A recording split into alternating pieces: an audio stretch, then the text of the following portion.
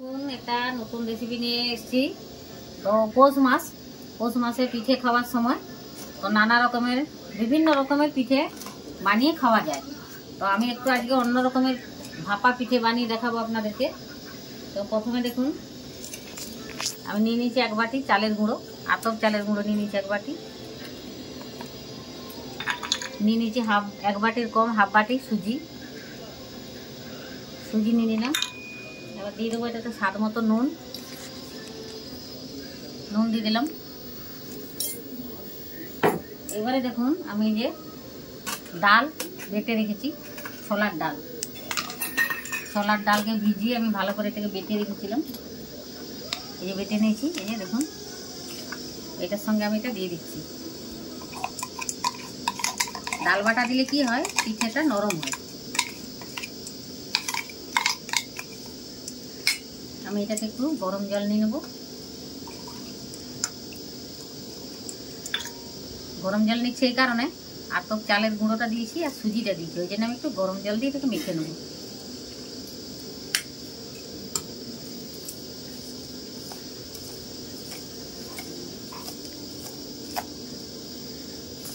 ভালো করে একটু ফেটিয়ে একটু মেখে নিচ্ছি।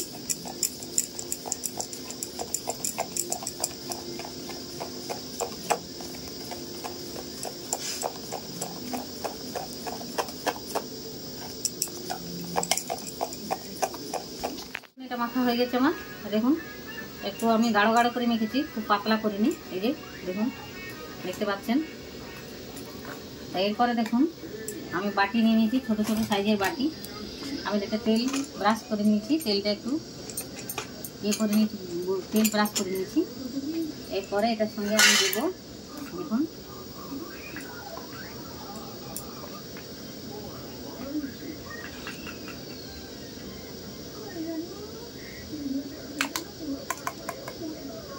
আর সবগুলো বাটিতে একটু করে দিয়ে দিচ্ছি।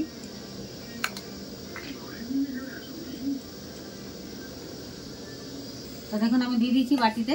এই যে আমার কাছে একটু মাখা সন্দেশ আছে, এই মাখা সন্দেশটা আমি এই মধ্যিখানটাতে দিয়ে দিচ্ছি।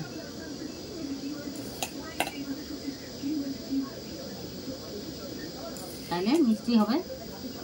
নারকেলের পুর না দিয়ে আমি মাখা সন্দেশটা দিয়ে দিলাম।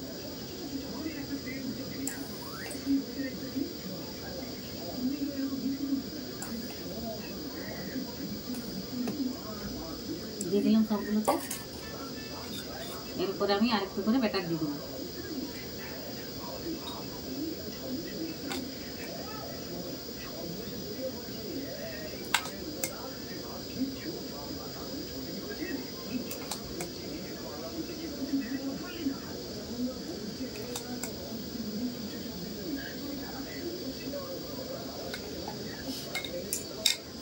দেখুন, আমি এরপরে একটু কিশমিশ দিয়ে দিচ্ছি।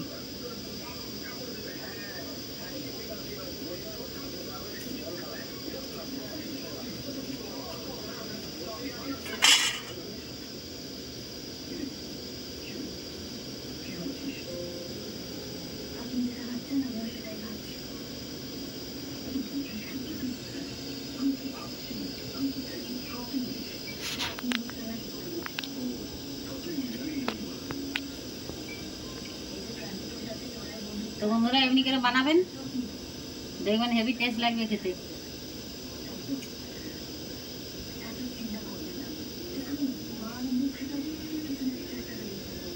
দিয়ে দেখুন, আমি এটাকে আবার একটু ঢাকা দিয়ে দেবো।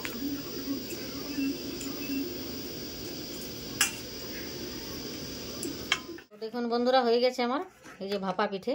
এই দেখুন, পুরো সিদ্ধ হয়ে গেছে। আমি দেখাচ্ছি আপনাদেরকে, দেখুন এই যে দেখুন, লাগেনি। কাঁচা থাকলে কিন্তু এটা গায়ে লেগে যাবে। আমি এটাকে দেখুন এবারে এই যে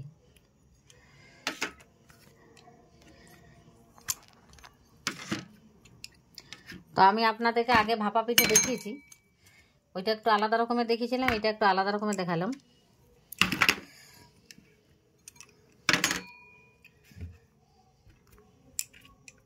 তো আমার ভাপা পিঠে রেসিপিটা আপনাদের কেমন লাগলো কমেন্ট করে জানাবেন।